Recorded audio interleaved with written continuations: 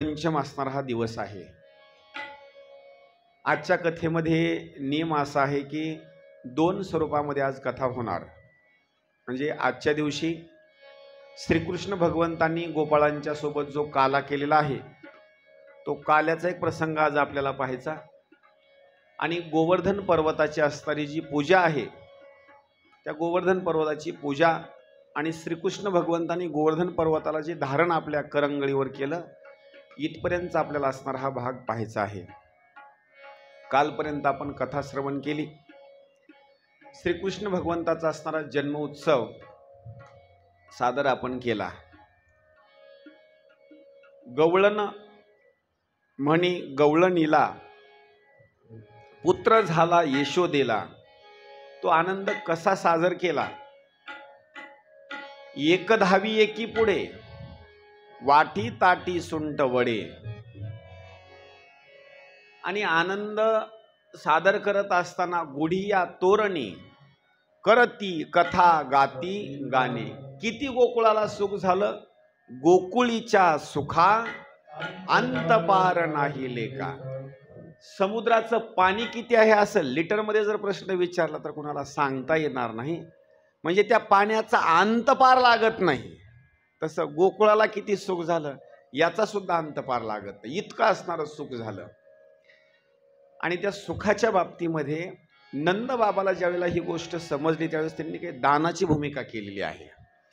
बालकाचा जन्म झाल्याच्या नंतर नाळ तोडण्याच्या अगोदरच त्यांनी काही दान दिलेली आहेत। आता किती वर्णन केलं, एक आणि दोन नाही, 2 लाख गायी श्रीकृष्ण भगवंताचा जन्म झाल्याच्या नंतर 2 लाख गायी दान दिल्या। ब्राह्मण मंडळी त्याचा स्वीकार सुद्धा करत नाहीत। त्याचं कारण एक आहे, आता स्वीकार करण्याची त्यांना गरजच नाही ना। काय मागायचंय काय नाही, तो देवच गावात आलेला आहे। आता गाय घेऊन तरी काय करायचंय। सोनं जरी दिलं तरी कोणी घेण्याकरता स्वीकार करत नाही, वस्त्र जरी दिलं तरी घेण्याकरता कोणी, उलट देवाला देण्याची त्यांची भूमिका आहे। आणि खरं तर सांगतो बरं का, घेण्यापेक्षा देण्याकरता जास्त शिका। आपल्याला घ्यायची जास्त सवय आहे, द्यायची मात्र सवय थोडीशी कमी आहे। आणि दिल्यामुळं काय काय शुद्ध होतं हे श्रीमद भागवत पुराण सांगतं। काय दिल्यानं काय शुद्ध होतं पहा। काही शुद्धीचे भाग श्रीमद भागवत पुराणामध्ये सांगितलेले आहेत। आता अशुद्ध जमीन आहे, म्हणजे अपवित्र जमीन आहे, घाणीचा असणारा भाग आहे। त्या जमिनीला जर पवित्र करायचं असेल तर कशानं पवित्र केलं जातं। एक म्हणजे अगोदर त्याला कचरा बाजूला काढणे, नंबर 2 सडा सारवण करणे। आणि सडा सारवण केल्याच्या नंतर ती असणारी भूमी एकदम पवित्र होते। म्हणजे जमिनीला शुद्ध करायचं असेल तर सडा सारवण कचरा वगैरे काढून त्या ठिकाणी गायीचं गोमूत्र असताना शिंपडलं म्हणजे जमीन असताना ती पवित्र झाली। नंबर 2 शरीराला शुद्ध करायचं आहे। शरीराला शुद्ध करायचं म्हटल्यानंतर काय करावं लागेल। शरीराला शुद्ध करायचं म्हटलं दुसरं तिसरं काहीच करायची गरज नाही। शरीराला शुद्ध करायचं असेल तर दररोज आपल्याला स्नान करावं लागेल, शरीराची शुद्धी होते। म्हणजे शरीराची शुद्धी स्नानानं। आपल्या अंगावरचे कपडे मळालेले आहेत, कपड्याला शुद्ध करून घ्यायचं आहे, काय करावं लागेल। कपडे धुवावं लागतील, त्याला सुंदर असणार मग रिन साबण असेल, व्हील असेल, व्यवस्थित धुल्याच्या नंतर कपड्याची शुद्धता। आता पुढं वर्णन केलेलं आहे, जर गर्भ आहे आणि गर्भाची असणारी शुद्धता म्हणजे त्याला व्यवस्थितरित्या तो बालक जन्माला आल्याच्या नंतर तो चांगल्याच क्वालिटीचा बनला पाहिजे। याच्याकरता काय करावं लागेल तर गर्भाच्या बाबतीमध्ये संस्कार मात्र फार महत्त्वाचे आहेत। लेकरू ज्या वेळेला पोटामध्ये असतं ना गर्भाशयामध्ये त्यावेळेला मातेनंच ते संस्कार करणं फार गरजेचं आहे। म्हणजे गर्भाच्या बाबतीमध्ये संस्कार। आता जर इंद्रिय असतील आणि इंद्रियाची शुद्धता करायची आहे, इंद्रिय बलवान बनवायचे आहेत, त्याच्याकरता तपश्चर्या करावी लागेल। आता जर यज्ञ असेल तर यज्ञाला शुद्ध करायचं आहे, यज्ञाला पवित्र करायचं आहे, तर तिथं ब्राह्मण देवताच लागले आणि ब्राह्मण देवतेनं मंत्र म्हटल्याच्या नंतर यज्ञ सुद्धा असणारा पवित्र आहे आणि तो शुद्ध होतो. आता प्रत्येक जणाच्या घरी धन आहे आणि धनाला शुद्ध करायचं आहे. मग धनाला शुद्ध करायचं म्हटल्याच्या नंतर कशानं शुद्ध करायचं? धनाला जर शुद्ध करायचं असेल तर धनाला शुद्ध करण्याचं एकमेव असणारं कारण सांगितलं जातं. धनाला शुद्ध करायचं असेल तर धन शुद्ध करण्याकरता दान करावं लागेल. आणि जर तसंच ठेवून दिलं तर त्याची शुद्धता होत नाही, ते तसंच कोईजून जातं, त्याच्यामध्ये काही शिल्लक राहत नाही. असे जुन्या काळामध्ये भरपूर लोक होऊन गेले, कधी कुठं दान केलं नाही, काय नाही, उलट असा हंडा तयार करून ठेवला आणि पुरून ठेवला. ते कुणाच्याच कामाला नाही. ज्यांनी कमवून ठेवला त्याच्या तर कामालाच नाही, पुरून ठेवला आणि ते मरून गेले, ते दुसऱ्याला सापडलं. यांच्याकरता काही उपयोग झाला का? त्याचा काहीच उपयोग झाला नाही. जर धनाची शुद्धता करायची असेल तर त्याच्याकरता दान करायचं, दान. आणि कधीही माणसानं का नाही दान धर्म करण्याकरता शिकायचं. जोपर्यंत आपल्या हातामध्ये कारभार आहे तोपर्यंतच दान धर्म करा. एकदा कारभार निघून गेला ना तर मग मात्र तुमचं काही चालणार नाही. आमच्या परिसरामध्ये गाव आहे आणि श्रीमंत माणूस आहे, आता गावाचं नाव सांगत नाही बरं का. त्यांना मी 10 वेळेस सांगितलं एखादी सप्त्यामधली पंगत घ्या. ते म्हणले महाराज घेऊ आपण, आणखी भरपूर आयुष्य आहे, पुढं घेऊ थोडंसं. आणि कालांतरानं आता अर्धांग वायू झाला, आता क्वाटवर पडून आहेत बरं का. आता शेवाला तर कोणीच करायला नाही, ते सेवा करायला. आता मी आता गेलो सहज भेटायला, कशी आहे तब्येत का नाही, सगळी चांगली आहे म्हणले, काही काळजी करायची गरज नाही, काही नाही. महाराज माझी एक अपेक्षा आहे आता. मी म्हणलं बोला. सप्त्यातली एक पंगत घेऊ वाटायली मला आता. मी म्हणलं आता तुमचं खायचं बघा आता. लोक जेवतेत म्हणलं, आता तुम्हाला काय करायचं म्हणलं, तुम्ही आपलं खायचं बघा आता. त्याची खायचं वांदा आहे आता, आणि तो म्हणतो सप्त्यातली पंगत करायची मला आता. म्हणून माझा सांगण्याचा भाग आहे, अन्नदान करायचंय ना, तुमच्या हातामध्ये कारभार आहे तोपर्यंत. सून आल्याच्या नंतर, लेक आल्याच्या नंतर, नातू आल्याच्या नंतर अजिबात नाही. आपलं स्वतःचं स्वहित साधायचं असेल तर आपल्या हातानं असणार अन्नदान करायचं. आता पहा, मन आहे, मनाची शुद्धता कशानं करायची? तर मनाची शुद्धता जर करायची असेल तर संतोषानं करायची.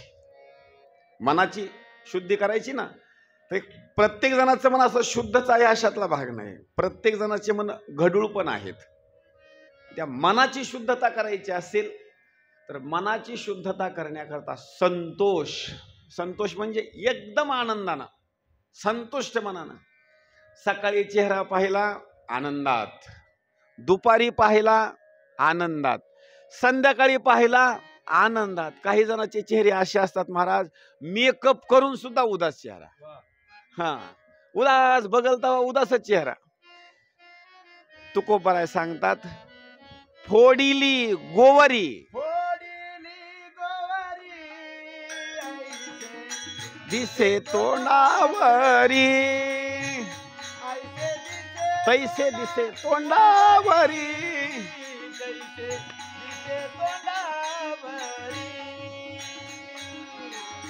फोडील गोवरी तैसा दिसे तोंडावरी, तैसा दिसे तोंडावरी, तैसा दिसे तोंडावरी.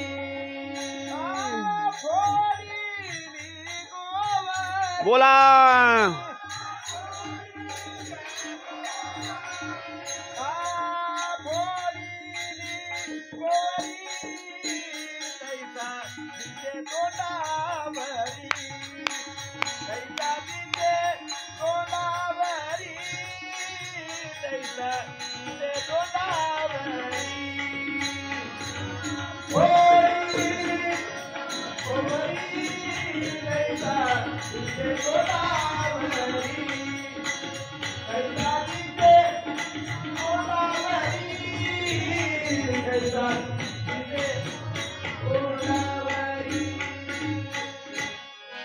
फोडिली गोवरी आणि तैसा दिसे तोंडावरी.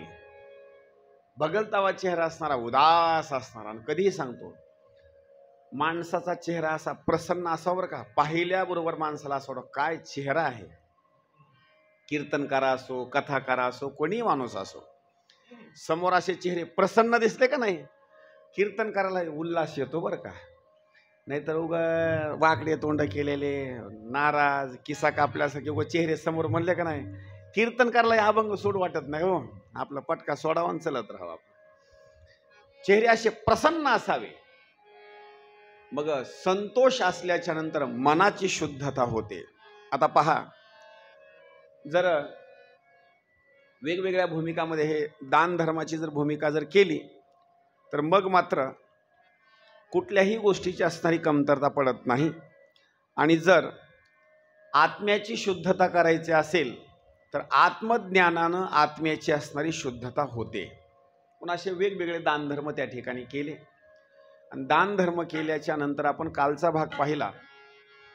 लेकराला स्नान घातलं, पाळण्यामध्ये टाकलं आणि पाळण्यामध्ये टाकल्याच्या नंतर मग मात्र झोका देण्याकरता सुरुवात केली. आता झोका देण्याकरता सुरुवात केल्याच्या नंतर पाळणा असणारा सुंदर आपला काल नाथबाबांनी त्या ठिकाणी गायलेला आहे. खर खर मुंडा आवरी फकीरा, पालखी निजविला मोतिया हिरा, हळू हळू गाई निजरे बाळा, आणि मोठा जटाधारी गोसावी आला.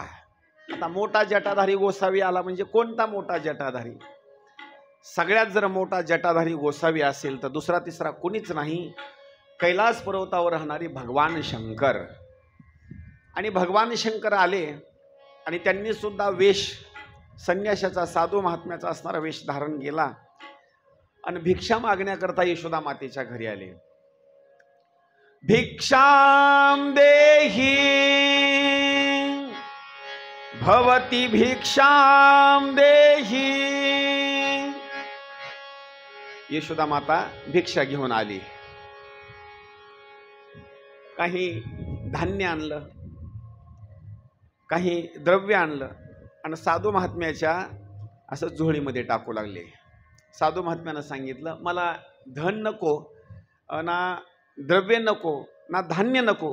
मी असं ऐकलेलं आहे की तुमच्या घरी एका बालकानं असणारा जन्म घेतलेला आहे, एवढीच अपेक्षा आहे. सगळे लोक वर्णन करतात ते लेकरू दिसण्याकरता फार सुंदर आहे.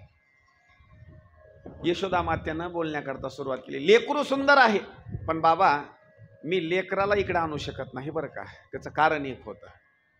का लेकराला इकडे आणू शकत नव्हती यशोदा माता? त्याचं कारण असं आहे, एकतर भगवान शंकराचा वेश जो होता तो जटाधारी होता, भरपूर केस, मिशा तशाच, दंड कमंडलू. यशोदा मातेचा भाषा असा झाला, अशा बाबाला जर माझ्या लेकरानं पाहिलं तर लेकरू भिल. आणि भगवान शंकर काही घेत नाही. शेवटी काही चमत्कार म्हणून असणाऱ्या गोष्टी दुसऱ्या लोकांनी सांगितल्या त्या बाबाच्या बाबतीमध्ये. त्यावेळेस यशोदा मातेनं श्रीकृष्ण भगवंताला आणलं. जवळ आणल्याच्या नंतर देवाला असं जवळ घेतलं. डोळे भरून या पाहिन तुझे मुख, तेची मज सुख देई देवा. भगवंताचं दर्शन घेतलं आणि दर्शन घेतल्याच्या नंतर द्रव्य धन धान्य काही घेतलं नाही. यशोदा मातेकडे सुपूर्द केलं आणि निघून गेले. पाहिलिया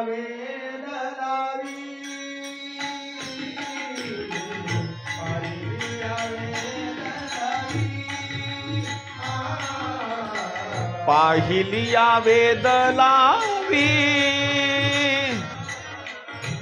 पाहिलिया वेद लावी.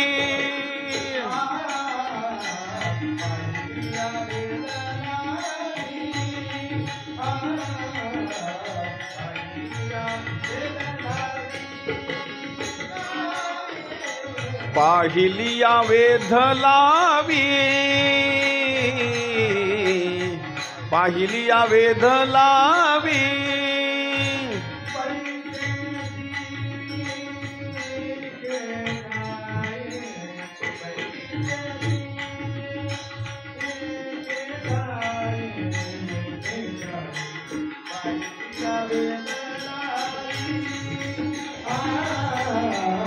पाहिलिया वेद लावी पाहिलिया वेद लावी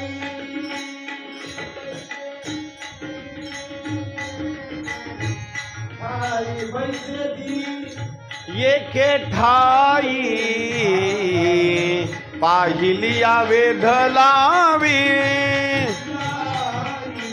पाहिलिया वेध लावी पाहिलिया वेध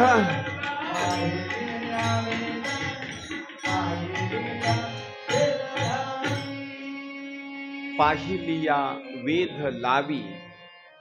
देवाचं रूप पाहिल्याच्या नंतर भगवान शंकराला असणारा तो वेद लागला, त्याच्यामुळं काही असणारा स्वीकार केला नाही भाग. आता पुन्हा कंसानं सभा भरवली. सभा भरवल्याच्या नंतर कंसानं निर्णय घेतला की माझा शत्रू जन्माला आलेला आहे. नुकतं त्याचं असणारं आता 8-10 वर्षाचं 8 ते 10 दिवसाचं असणारं वय आहे. मारण्याकरता कोण जाणार? त्या मायेनं सांगितलं होतं की तुझ लागी वधी उपजला मज आधी. पुतना नावची ज्या असणाऱ्या राक्षसीनं विडा उचलला. सांगितलं मी जाऊन मारते, पण कुठं जन्माला आलेला हे मात्र पत्ता सांगितलेला नव्हता. काय केली योजना? पुतना नावाची असणारी राक्षसीन देवाला मारण्याकरता निघाली. देवाला मारण्याकरता निघाल्याच्या नंतर तिनं एकच काम केलं. 10 दिवसाच्या आतमध्ये जेवढे जेवढे लेकरं ज्या ज्या गावामध्ये जन्माला आलेली आहेत, तिनं काय केलं? हलहल नावाचं विष आपल्या स्तनामध्ये भरलं आणि जिथं जिथं 10 दिवसाच्या आतमध्ये जे लेकरं जन्माला आलेले आहेत तिथं गुपचूप जायची, लेकराला उचलायचं आणि त्याला स्तनपान करण्याकरता स्तनाला लावायचं. लेकरानं स्तनपान करत असताना लेकरांना लगेच असणारे पांढरे डोळे करायचे. प्रत्येक गावामध्ये एकच चर्चा, 10 दिवसाच्या आतमध्ये जेवढे लेकरं जन्माला आले आहेत ना ते मरण पावतात. कोण येतं, काय घटना होते काही समजत नाही. आणि प्रत्येक ठिकाणी एकच बातमी, ज्यांचे ज्यांचे लेकरं आता 10 दिवसामध्ये असणारे जन्माला आलेत ना त्यांनी लेकराची असणारी काळजी घ्या. पण ही पुतना असणारी ही मायावी होती. तिनं विशेष रूप असणारं धारण केलं आणि लहान लहान लेकराला मारत मारत गोकुळामध्ये असणारी आली. गोकुळामध्ये आल्याच्या नंतर गावामध्ये फिरू लागली. फिरत असताना नंदबाबाच्या घराचा तिला पत्ता लागला. आणि जशी एखादी देवांगना असते किंवा वैकुंठामध्ये राहणारी जशी लक्ष्मी आहे अशा स्वरूपामध्ये तिचं असणारं तिनं सौंदर्य निर्माण केलं. हातामध्ये कमळाचं फूल घेतलं आणि नंदबाबाच्या घराकडे येऊ लागली. येत असताना तिला कुणीच ओळखलं नाही ही पुतना आहे म्हणून. प्रत्येक जणाला असं वाटायचं की श्रीमंताच्या घरची असणारी कुलीन असणारी ही स्त्री आहे, कुणाची तरी पाहुणी असेल म्हणून नंदबाबाच्या घरी आली. रोहिणीनं सुद्धा तिला ओळखलं नाही आणि यशोदेनं सुद्धा तिला ओळखलं नाही.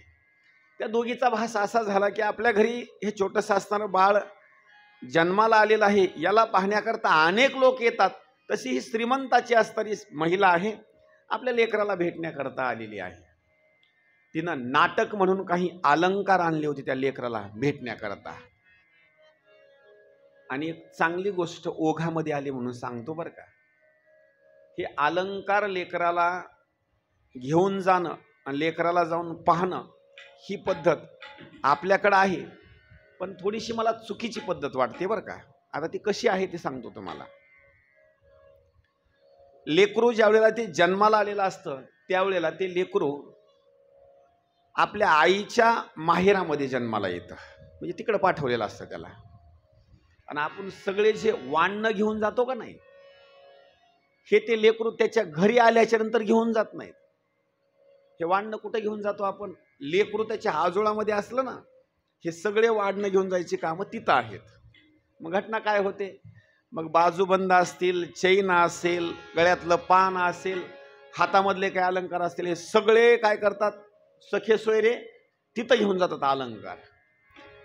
आता जिथं दवाखान्याचा खर्च आहे, त्या आईचा खर्च आहे, लेकराचा खर्च आहे, त्या आई वडिलाजवळ त्यावेळेला अगोदर तर पैसे नसतात बरं का.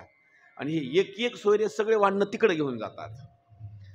मग तिथं गेल्याच्यानंतर वाढण द्यायचं, मग तिकडल्या लोकांना पुन्हा कपडे घ्यायचे. मग माझी एक भाग असा आहे सांगण्याचा, मग कमीत कमी एवढे वाढणं आले तर मग अलंकार तिथंच ठेवून यावे ना. तसं होत नाही बरं का. कपडे त्यांनी घ्यायचे आणि ते लेकराच्या सोबत सगळे अलंकार पुन्हा इकडे येणार. म्हणजे सासरच्या माणसाला काही चिंताच नाही, सगळा खर्च कोणाकडं?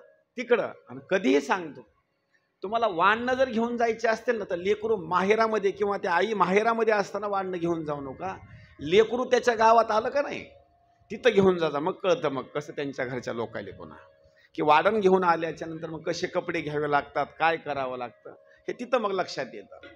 मग त्या पुतनेनं सौंदर्य धारण केल्याच्या नंतर काही अलंकार आणले होते. त्या अलंकाराच्या पोटी यशोदा सुद्धा भारावून गेली आणि रोहिणी सुद्धा भारावून गेली. त्यांना असं वाटलं ही श्रीमंताच्या घरची महिला आहे. तिची विचारपूस करण्याकरता सुरुवात केली. खोटं खोटं नाटक सांगितलं आणि सहज प्रश्न विचारला, कुठं आहे तुमचा लाडका, कुठं आहे तो ताना? मग त्या दोघी जणी सांगितलं, आताच स्नान घातलंय आणि स्नान घालून त्याला पाळण्यामध्ये टाकलंय. मग मला दाखवा ना, त्याला कमीत कमी उचलून तरी माझ्याकडे आणा. यशोदा मातेनं सांगितलं, अगोदर तर व्यवस्थित बसत नाही, त्याला बसवण्याचा प्रयत्न केला तर शांत होत नाही, स्नान घातल्याच्या नंतर तरी शांत होत नाही, समजवण्याचा प्रयत्न केला तरी समजत नाही. एखाद्या दिवस हसू लागला तर हसतो, पण एकदा जर रडण्याकरता सुरुवात झाली तर पुन्हा मात्र गप्प बसत नाही.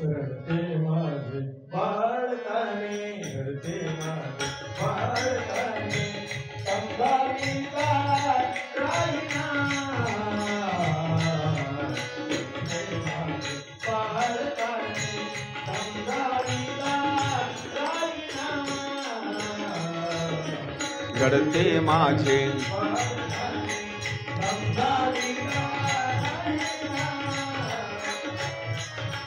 रडते माझे बाळताने समजावीत राहीना.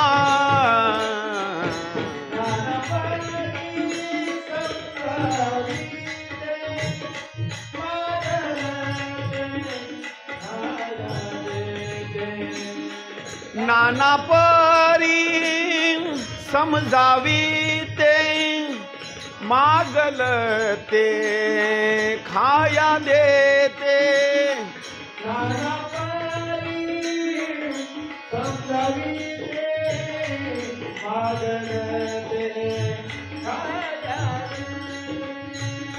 नाना परी समजावीते मागल ते खाया देते.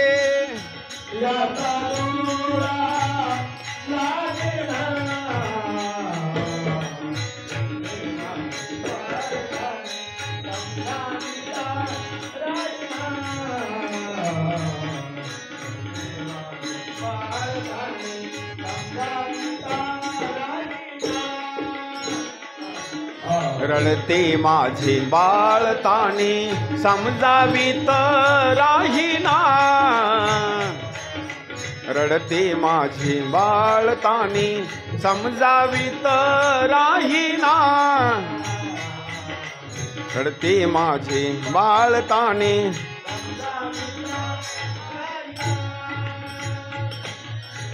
गोपाल कृष्ण भगवान की जय. महामुनी शुकाचार्य महाराज की जय. जय श्री राधेशा. यशोदा माता सांगू लागली, एकदा रडाय जर सुरुवात झालं ना मग शांत मात्र होत नाही. तोपर्यंत यशोदा मातेनं त्या श्रीमंताच्या महिलेचा सत्कार करण्याकरता घरामध्ये निघून गेली. तोपर्यंत पाळण्याच्या जवळ गेली. पाळण्याच्या जवळ गेल्याच्या नंतर कृष्णाला उचलून घेणार आणि त्याला आता स्तनपान करणार. तेवढ्याच वेळामध्ये देवाला उचलण्याची गरज पडली नाही. देवानं स्वतःहूनच उड्डाण केलं, छातीच्या ठिकाणी देवा आला. दुसऱ्या लेकराला उचलून घेण्याकरता तिनं मात्र हात असे लावून खाली असं घेऊन त्याला उचलून घेतलं होतं. देवाची लीला आहे, देवाला उचलून घेण्याची गरज पडली नाही. देवानंच कार्य संपन्न करण्याकरता छातीपर्यंत देव आले. आता हे लहान लेकराला घ्यायचं म्हणजे एवढी साधी गोष्ट नाही बरं का. लोक 100 किलोचं पोतं घेतील, एखादं लाकूड उचलतील, एखादं असणार अवजार उचलतील. लहान लेकराला घ्यायचं म्हटलं तर माता भगिनीनंच घेऊ जाणं बरं का, पुरुष मंडळीला त्याला घेताच येत नाही. इतकं नाजूक असतं महाराज. जर एखाद्या वेळेस घेत असताना थोडा जर हात इकडे इकडे जर झाला तर त्याला लगेच असणार त्याची मान म्हणा, त्याचा छातीचा भाग, पोटाचा भाग, पायाचा भाग कुठंतरी दुखवला जातो.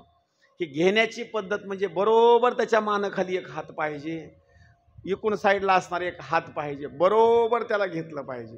आणि जर रडू लागलं ना तर त्याला समजवण्याकरता माता भगिनीनंच त्याला समजवण्याकरता सुरुवात केली पाहिजे. पुरुष मंडळीला ते समजत नाही.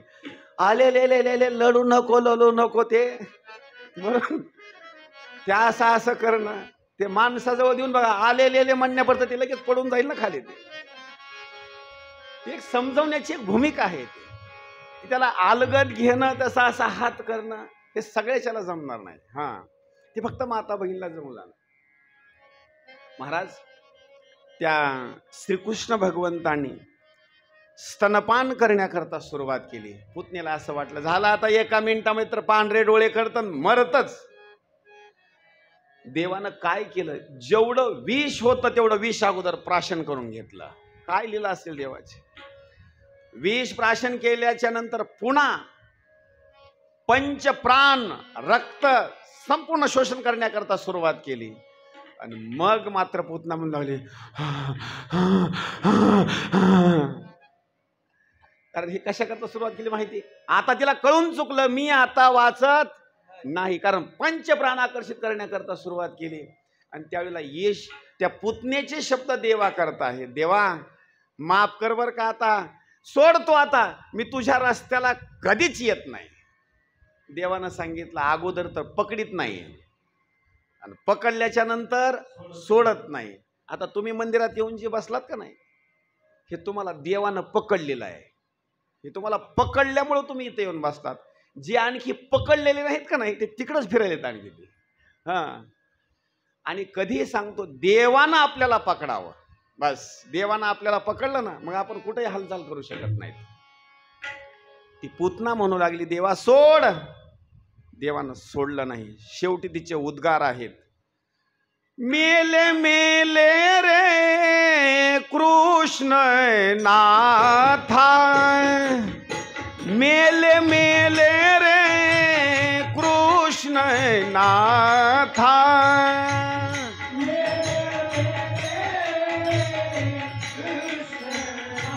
हाँ हाँ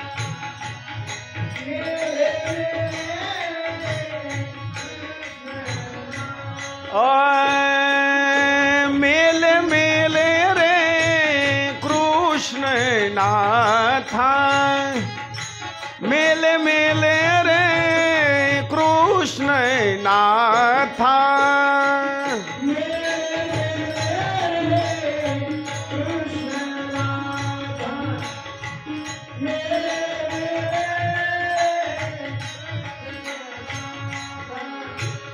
सोडी सोडी रे, सोडी सोडी रे आनंदा तिच्या उरावरी लोळे, तिच्या उरावरी लोळे. सोडी सोडी रे, सोडी सोडी रे आनंदा तिच्या उरावरी लोळे, तिच्या उरा.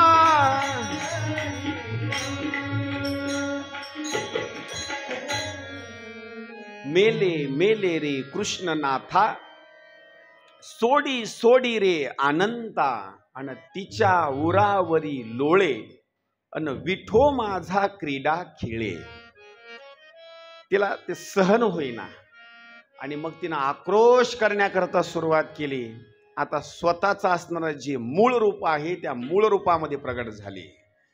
आता तर देवाला मी तर सोडणार नाही, देव मला मारण्याचा प्रयत्न करतो, आता याला आकाश मार्गाने मी घेऊन जाणार आणि देवाला ठार करणार. मूळ रूपामध्ये प्रगट झाली आणि प्रगट झाल्याच्या नंतर आकाश मार्गाने जाऊ लागली. पण देवानं पंचप्राण आकर्षित केले होते, शक्ती वरचीवर क्षीण होऊ लागली.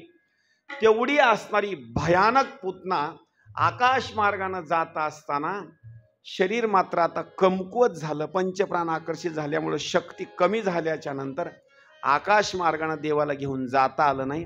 तेवढं भयानक शरीर घेऊन ते जनावराच्या गोठ्यामध्ये जाऊन पडली. धाड दिशा पडत असताना वर्णन केलं आहे, 30 कोस अंतरापरचे जेवढे काही झाडं आहेत तिच्या पडल्यामुळं ना हवेमुळं असणारे असे मोडून पडले झाडं. इतकी भयानक असणारी ती पुतना.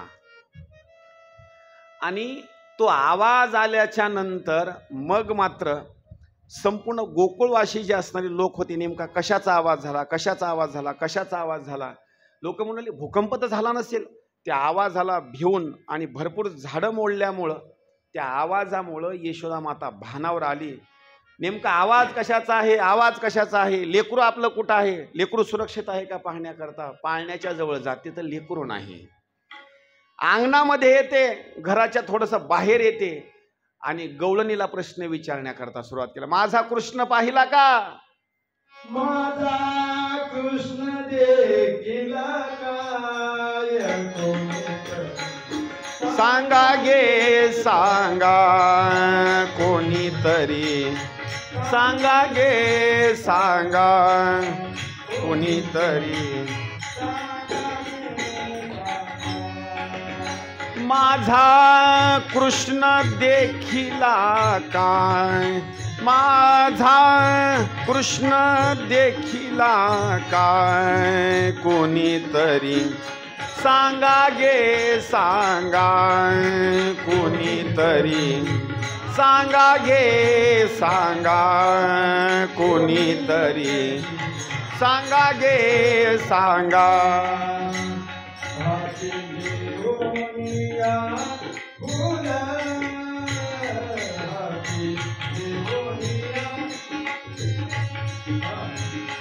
हाती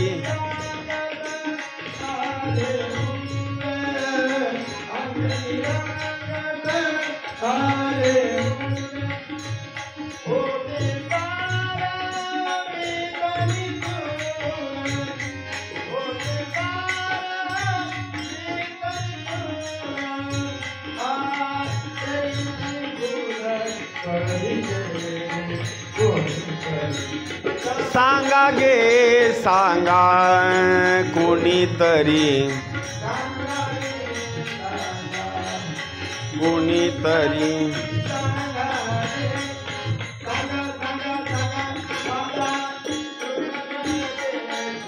काय कोणीतरी, सांगा गे सांगा कोणीतरी.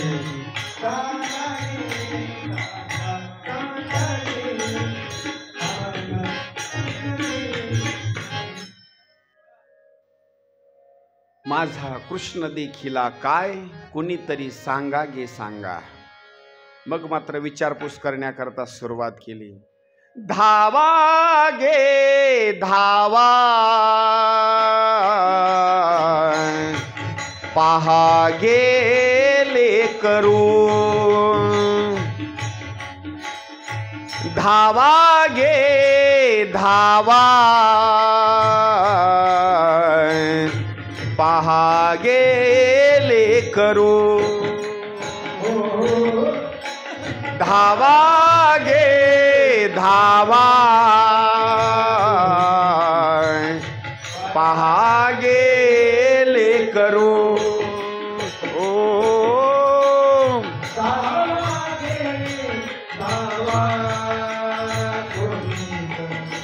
पहा गे लेकरू, शोक अनिवारू करीत से,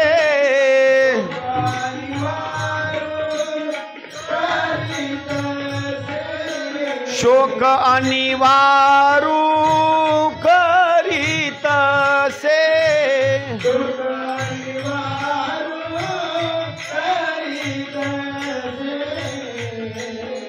धावा गे धावा,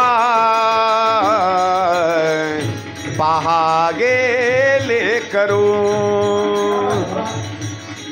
धावा गे धावा, धावा पहा गे लेकरू.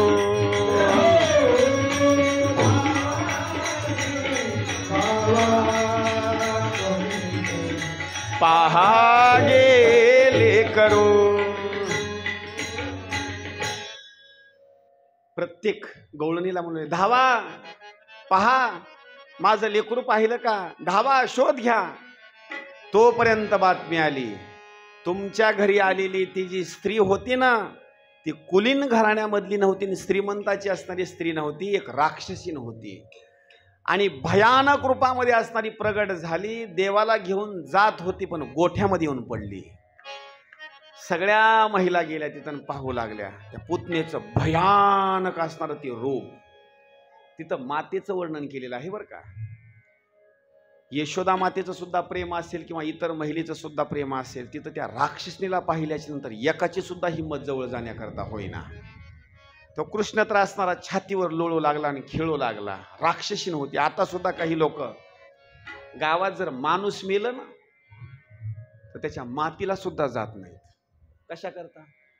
महाराज रात्रीच्या वेळेला तसंच दिसतं, म्हणजे त्याच्या मातीला जात नाहीत का?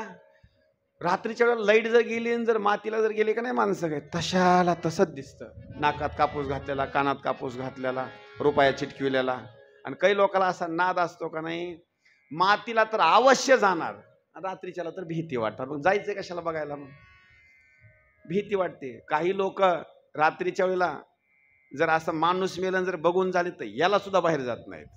हा, अजिबात नाही, न जाणं. हा, कारण भीती वाटते ना. इतकी भयानक असणारी ती राक्षसीन, पण कोणी सुद्धा जवळ जाईना. पण आईचं प्रेम वर्णन केलेलं आहे. आई यशोदा माता धावत धावत जवळ गेली आणि त्या श्रीकृष्ण भगवंताला अलगद उचलून जवळ घेतलं आणि तिनं काय क्रिया केली सांगतो. हे सगळ्याला आपण जेवढ्या आज कथा कीर्तनाला इथं बसलो का नाही, ह्या आपल्या आईनं आपल्याकरता एवढे कामं केलेलेच आहेत. काय केलं? देवाला त्या राक्षसनीच्या पासून जवळ उचललं, जवळ घेतलं, हातामध्ये अशी माती घेतली खालची, इकून एकदा वळून टाक, तिकून एकदा वळून टाक, इकला एकदा कान फूक, इकला एकदा कान फूक. हे आपले लहानपणी सगळे कामं केलेले आहेत बरं का. आता कान फुकायचे आईचे बंद झाले. आता कोण फुकतंय आता कान? आता कोण माहिती का? लहानपणी आई, आणि लग्न झाल्याच्या नंतर हा, ते तुम्हाला समजलं आता. आणि त्यांनी एकदा जर कान फुकले ना, मी तर सांगतो बरं का, आई 21 वर्षापर्यंत कान फुकते तरी लेकरामध्ये बदल होत नाही बरं का. शिक शिक, तुझं वाटोळं होईल, शिक, तरी लेकरात बदल होत नाही. 21 वर्षापर्यंत आई कान सारखे फुकते, पण आईमुळं काही परिणाम होत नाही. लग्न झाल्याबरोबर एकदा जाणत्यानं कान फुकले रे फुकले. पुन्हा महाराज पुन्हा परत कान फुकायची गरज नाही. ते कान फुकले म्हणजे फिटच काम झालं, बस संपलं. नाथबाबा वर्णन करतात, सकाळी उठोनी वेगळा निघेल आणि वाहतो तुझी आन निश्चयेस. एकदा पत्नीनं कान फुकले ना, तुम्हाला कसं कळ ना, आपलं आपलं बघा आता. हा, सकाळीच वाटण्या म्हणला, बस बघायचंच काम नाही. आईनं लेकराची समजूत काढण्याकरता कान फुंकले. त्यावेळेला लेकराची समजूत काढण्याकरता आणि काही गोष्टींना असणारी जे इडापिडा घालण्याकरता आईनं काय केलं? यशोदा मातेनं गाईचं शेपूट होतं, त्या शेपटानं त्याची दृष्ट काढण्याकरता लेकरू माझं भिवू नये म्हणून गाईचं शेपूट घेतलं आणि लेकराच्या सगळ्या अंगावर असं फिरवलं. आता सुद्धा सांगतो, यशोदा मातेने जे काम केलं ना, एखादं लेकरू जर भिलं ना, काही करू नका त्याला. आपली साधी पद्धत आहे, मिरच्या उचलायच्या आणि टाकायच्या, ही तर आहेच. पण गाईचं शेपूट धरायचं, लेकराच्या अंगावर असं फिरवायचं. कसलाही भैरव असा मोठा असू द्या, लगेच निघून जाणार. आणि यशोदा मातेनं ती क्रिया केली आणि लेकराला असं समजावण्याकरता सुरुवात केली, उगी उगी उगी बाळावर का, रडू नको, उगी उगी. तोपर्यंत लेकरू रडतच नव्हतं, लेकरू खेळू लागलं. नाटक करण्याकरता आईनं म्हणल्याच्या नंतर पुन्हा लेकरानं सुरुवात केली रडायला. रडते माझे बाळताने, म्हणजे पुन्हा रडण्याकरता असणारी सुरुवात केली. रडण्याकरता सुरुवात केल्याच्या नंतर मग अनेक जण त्या लेकराला समजवतात, पण लेकरू रडत रडत एका बोटानं असं बोट दाखवू लागलं, आई मी नाटक करून रडतोय बरं का, पण तिकडं पहा मी रडण्याचं नाटक करत आहे, पण त्या पुतणीला मीच मारलंय बरं का, हे लक्षात ठेव. म्हणजे ते असं बोट करून सांगू लागलं. आता पुतणीचा असणारा अंत झाल्याच्या नंतर नंद बाबा, त्या गावचे असणारे कारभारी, आणि त्या कारभाराने निर्णय घेतला आता नेमकं काय करायचं या प्रेताचं. त्यावेळेला निर्णय दिला. इतकं भयानक असणारं ते प्रेत होतं ना, सहज माणूस मरण पावला तर त्याला 3-3.5 क्विंटल सरपण, 1-2 पोत्या गौऱ्या एवढं लागतं. ती भयानक प्रेत होतं. तिला 10 टायरच्या व 10-20 गाड्या जरी आणल्या असत्या ना तरी कमीच पडल्या असत्या. इतकं भयानक प्रेत ते मोठं. काय करायचं, एवढी मोठी चिता तरी कशी तयार करायची, बरं तिला उचलून तरी कसं न्यायचं, म्हणून लोकांनी निर्णय दिला आहे. आता हिची चिता तयार करण्याकरता आता एका चितेवर हिला जाळता येणार नाही, म्हणून काय काम करा, हिचे शरीराचे असणारे वेगवेगळे पार्ट करा आणि जाळण्याकरता सुरुवात करा. हाताला कापण्याकरता सुरुवात केलं, पायाला कापण्याकरता सुरुवात केलं, शिरकमलाला कापण्याकरता सुरुवात केलं, पोटाला कापण्याकरता सुरुवात केलं. तिचे वेगवेगळे असणारे शरीराचे तुकडे केले आणि वेगवेगळी चिता तयार केली. आणि चिता वेगवेगळी तयार केल्याच्या नंतर अग्नी देण्यामध्ये आला. प्रत्येक माणसाच्या शरीराला जर अग्नी लागला तर शरीराला अग्नी लागल्याच्या नंतर सुगंधित वास येतो का दुर्गंधयुक्त वास येतो? तुम्ही मातीला जाता ना, कसा वास येतो? तुम्ही लवकर निघून येता ना, पुरुष मंडळी तिथे थांबते. शरीराला अग्नी लागल्याच्या नंतर दुर्गंधयुक्त असणारा वास येतो. पण पुतणेच्या शरीराला ज्या वेळेला अग्नी लागला त्यावेळेला दुर्गंधयुक्त असणारा वास आला नाही, सुगंधित वास आला. नामदेव महाराज वर्णन करतात, नामा म्हणे दिला अग्नी वासन समाये गगनी, वासन समाये गगनी, वासन समाये गगनी,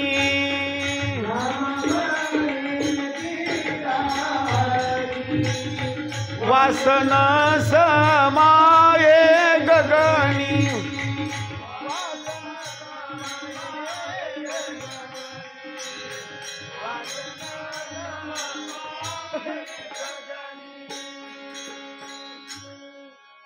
तिच्या शरीराला अग्नी लागला आणि अग्नी लागल्याच्या नंतर नामा म्हणे दिला अग्नी आणि वासन समाई गगनी.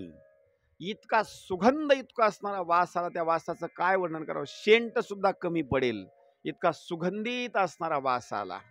आता पुढं देवाचं असणारं जे काही वय आहे ते वय सांगण्याकरता सुरुवात केली. देवाचं वय होतं 3 महिन्याचं आता. आणि त्या 3 महिन्याचं वय झाल्याच्या नंतर देवानं बालपणाचं असणारं थोडंसं असणारं जे रूप आहे ते थोडंसं बदल करण्याकरता सुरुवात केली. देवानं अगोदर देवाला जर असं पाठीवर टाकलं तर देव एका ठिकाणी तसेच थांबायचे. आता देवानं कूस बदलण्याकरता सुरुवात केली. कूस म्हणजे फक्त एका साईडला असं, लेकराला सहज जरी टाकलं असं पाठीवर तरी लेकरांना असं कूस बदलण्याकरता सुरुवात केली. यशोदा मातेला इतका आनंद झाला, इतका आनंद झाला की माझं असणारं लेकरू आहे ना आता किती छान दिसतं, आता कूस बदलत आहे. हे काही गवळणी आहेत, माझे आछडे बछडे छकुडे ग बाई रुपडे, माझे आछडे बछडे छकुडे ग बाई रुपडे,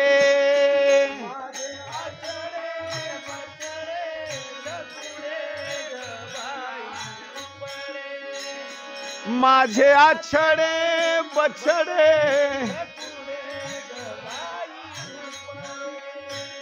माझे आछडे बछुडे छकुडे ग बाई रुपडे, माझे आछडे बछडे छकुडे ग बाई रुपडे,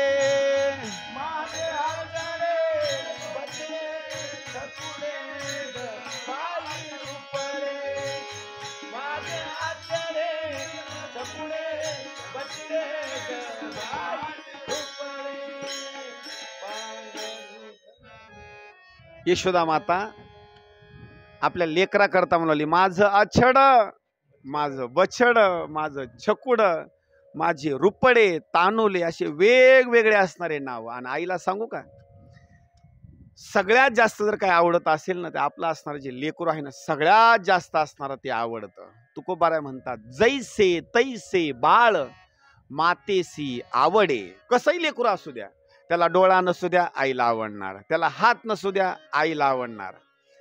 आणि पुरुष मंडळीला लेकरू कधी आवडतं माहिती का? त्याला सुंदर काजळ लावलेला असावं, मेकअप केलेला असावा. असं मेकअप करून त्यांच्याजवळ दिलं का नाही, मग असं काकाला घेणार आणि मग गावामध्ये फिरायला जाणार. पण त्यानं शी वगैरे केल्याच्या नंतर त्याचं शरीर बरोबर नसल्याच्या नंतर मग मात्र जवळ नाही. ते मेकअप करावं तर आईनं. आणि काय आई मेकअप करते महाराज, काय सांगावं काय नाही. पायाला एक ठिपका, दुसऱ्या पायाला एक ठिपका, इकडल्या हातावर एक पैसा, इकडल्या हातावर एक पैसा, इथं एक ठिपका, इथं एक ठिपका, काजळ हेन तेन. त्या आईला विचारा एवढे ठिपके का दिले? माझ्या लेकराला कुणाची दृष्टच होऊ नये म्हणून एवढे असणार काजळाची भूमिका आणि एवढे असणारे गंध लावते. आणि लेकरू सुद्धा इतकं हुशार असतं का नाही? आई म्हणते चल तुला पैसा देते. लहान लेकरू पण पैसा म्हणल्याबरोबर असा हात पुढं करतं बरं का. त्या दिवसापासून त्याला पैशाची ओळख कळते आता. त्याला पैसा अगोदर माहिती नव्हता. आईनं सांगितलं पैसा देऊ का तुला, असा पैशाला हात पुढं गेला की लगेच ठिपका. आणि तिथून मात्र मग पैशाची त्याला सुरुवात होते. महाराज त्या आईनं असणारं सुंदर असणारं मेकअप, श्रीकृष्ण भगवंताची असणारी ती लीला, एका असणाऱ्या देव बाजूला होतात. यशोदा मातेला आनंद झाला, श्रीमंती भरपूर आहे. यशोदा मातेनं त्या लेकरानं कूस बदलण्याचाच कार्यक्रम ठेवला. लोक कशाचा कार्यक्रम ठेवतील काही सांगता येत नाही बरं का. आता ओघात आलं म्हणून सांगतो, एका ठिकाणी मांजरीच्या वाढदिवसाच्या निमित्तानं मी कीर्तन केलेलं आहे. तुम्ही म्हणाल असं कसं काय? काय आता मांजरीवर प्रेम असल्याच्या नंतर त्याला काय हो. मांजरीच्या वाढदिवसाच्या निमित्तानं असणार कीर्तन, सुंदर असणार, तिचं मेकअप वगैरे हे ते करून, आणि मांजर सुद्धा कीर्तनामध्ये आणून स्टेजवर पद्धतशीर बसून असे हालचाल सुद्धा नाही. तिला घंटीन हेन तीन बघायचंच काम नाही. तिचं हॅपी बर्थडे टू यू त्याला काही बघायचंच काम नाही. महाराज श्रीकृष्ण भगवंताचा असा कूस बदलण्याचा कार्यक्रम ठेवला. आणि ते कार्यक्रम ठेवल्याच्या नंतर इतका आनंद की त्या कार्यक्रमाच्या बाबतीमध्ये श्रीकृष्ण भगवंताला उचललं आणि बाहेर असा छकडा होता. आता छकड्याची भूमिका आपल्याला आताच्या लोकांना कळणार नाही. छकडा आता तो राहिला नाही. दोन्हीकून दोन असणारे चाक आणि त्याला दोन बैल झुपलेले नाहीत, एकच बैल झुपलेला असा असणारा तो छकडा. आणि त्या छकड्याच्या वर असणारे दुधाचे दह्याचे असणारे माठ ठेवलेले, त्याच्या खाली श्रीकृष्ण भगवंताला असं झोपवलेलं. आणि यशोदा मातेनं बारक्या बारक्या चिमुकल्या असणाऱ्या गोपाळांना सांगितलं, आम्ही महिला मंडळी आहेत, इथं अनेक प्रकारचा असणारा आता खेळ खेळणार आहेत आम्ही, तुम्ही काय करा कृष्णाकडे लक्ष ठेवा. मग ते बारके बारके गोपाळ त्या छकड्याच्या खाली आले आणि ते गोपाळ त्या कृष्णाकडे पाहून आपला आणि त्याचा विचार करू लागले. अरे त्याचा गाल किती सुंदर आहे रे. त्याचा गालाला असा हात लावायचा, त्यांना असा हलायचं, लगेच असा हसायचं. याचा हात किती सुंदर आहे, हाताला हात लावायचा. आणि कुणी कुणी काय करायचं, त्याच्या बोहयाला हात लावायचा, केसाला हात लावायचा. लहान लेकरं आवडतात, त्याच्यासोबत खेळू लागले. खेळत असताना अर्धा तासाचा कालावधी झाला, पण ते लेकरं देवाच्या जवळ न खेळता पुन्हा देवाला सोडलं. ते लेकरं बाजूला निघून गेले. आता ते गोपाळ तिकडे खेळ खेळू लागले. देव मात्र त्या छकड्याच्या खाली एकटाच. देवाला राग आला. अरे वैकुंठ एवढं मी सोडलं आणि एवढं वैकुंठ सोडून मी तुमच्या जवळ आलोय, एवढं वैकुंठ सोडून मी तुमच्या जवळ आलो आणि तुम्ही मला सोडून बाजूला जाऊन खेळता, हे शोभतं का तुम्हाला? देवाला राग आला. नाथबाबा वर्णन करतात, ज्या सुखा कारणी देव वेडा वला आणि वैकुंठ सोडोनी संत सदनी राहिला. धन्य धन्य संताचे ते सदन, तेथे लक्ष्मी सहित शोभे नारायण. देवाला राग आला आणि रागाच्या भरामध्ये देवाचं वय त्यावेळेला सांगितलं जातं 3 महिन्याचं.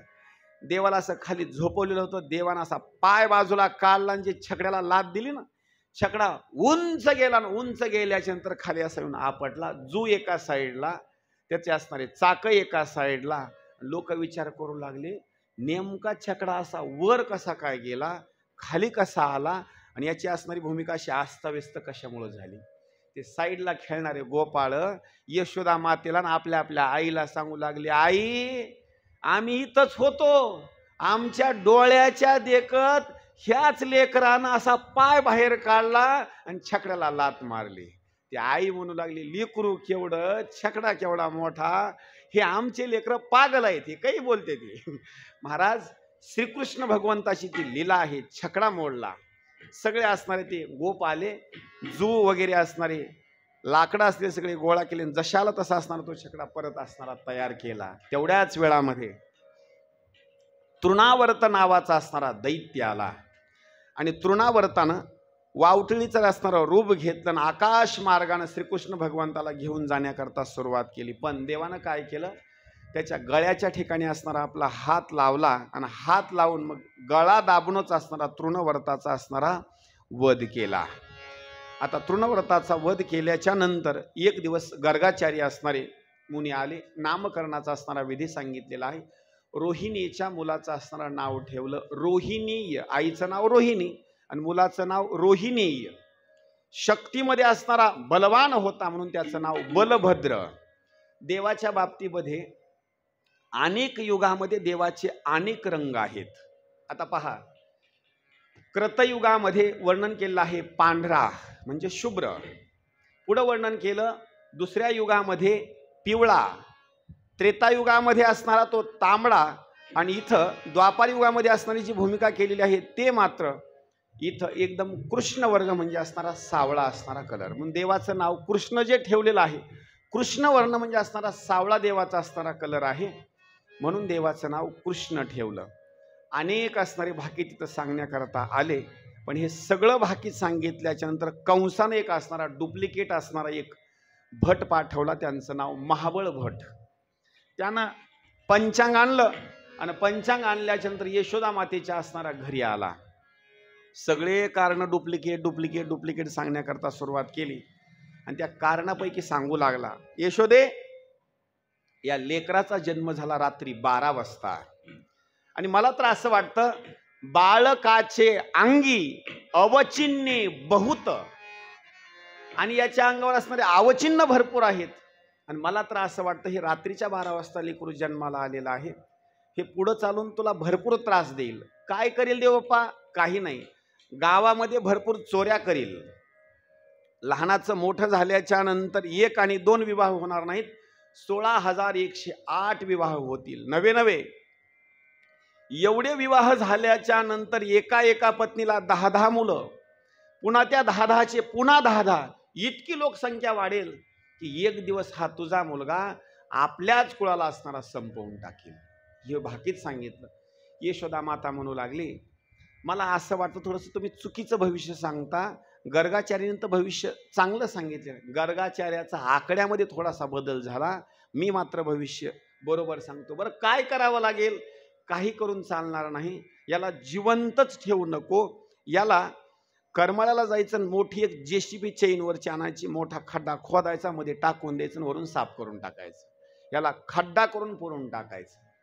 यशोदा माता म्हणाले, तुमचंच भविष्य चुकलं असेल, थोडेसे पान जरा उलटे पालटे जरा थोडे करा. आता यशोदा माता घरामध्ये गेल्याच्या नंतर परत यानं भविष्य पाहण्याकरता सुरुवात केली. देव पाळण्यामध्ये होते, देवानं लीला करण्याकरता सुरुवात केली. एक काम करा, आता माझ्या घरामध्ये जेवढ्या निर्जीव असणाऱ्या वस्तू आहेत, निर्जीव वस्तूनं देवबाप्पाची सेवा करण्याकरता सुरुवात करा.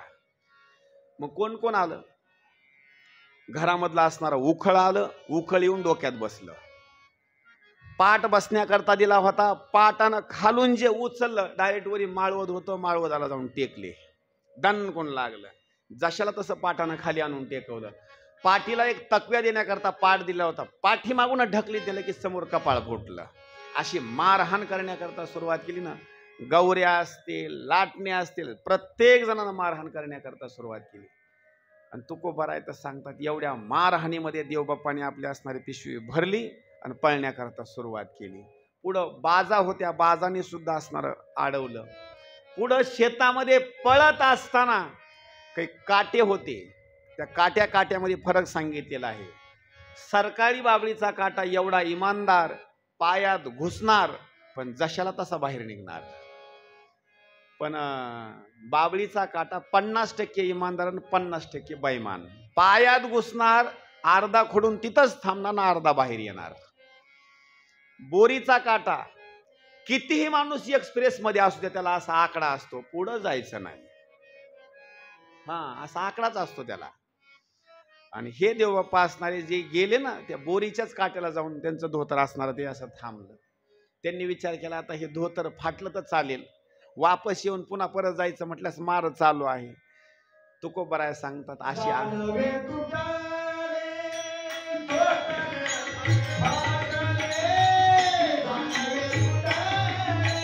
पंचांग फाटले धोतर गळाले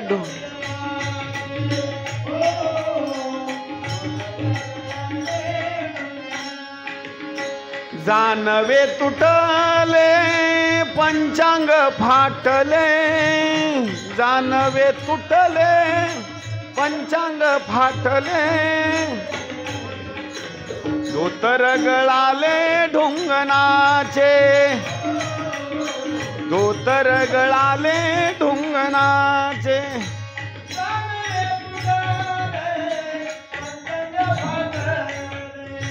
जानवे तुटले पंचांग फाटले जानवे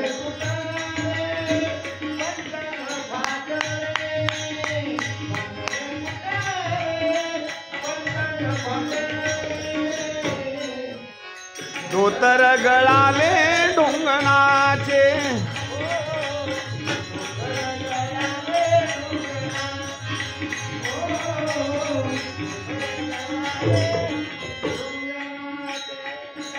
तुटले पंचांग फाटले जानवे तुटले पंचांग फाटले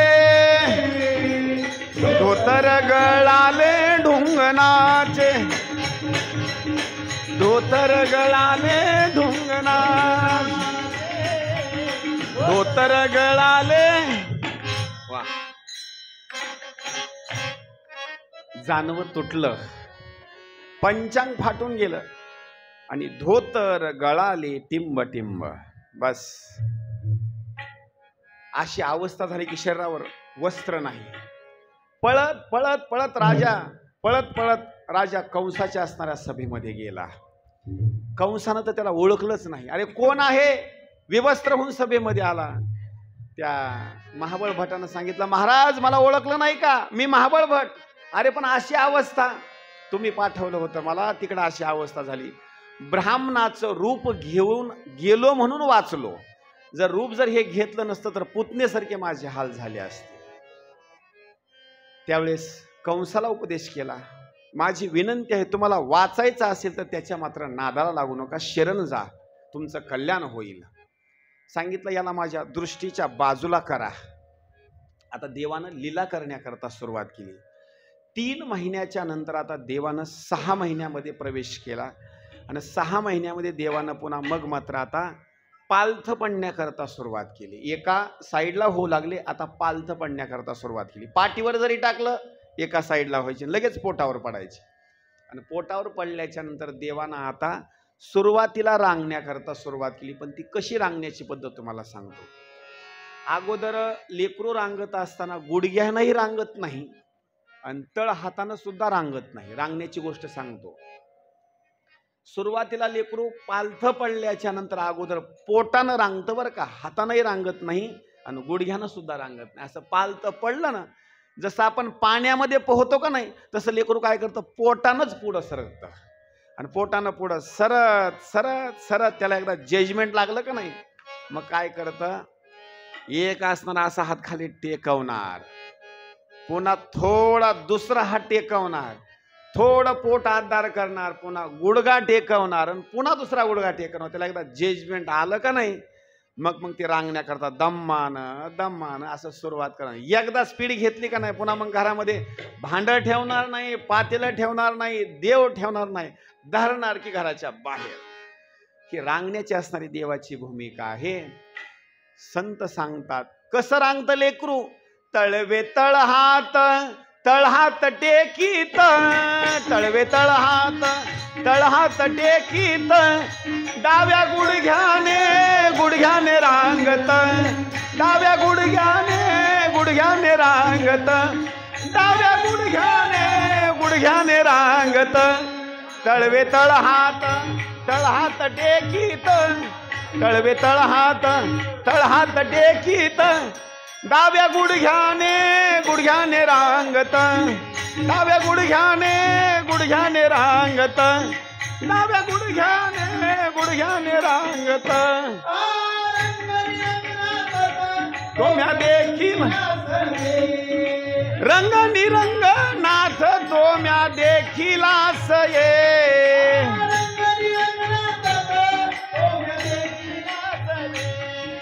रंग नाथ तुम्हा देखील ये तळवे तळहा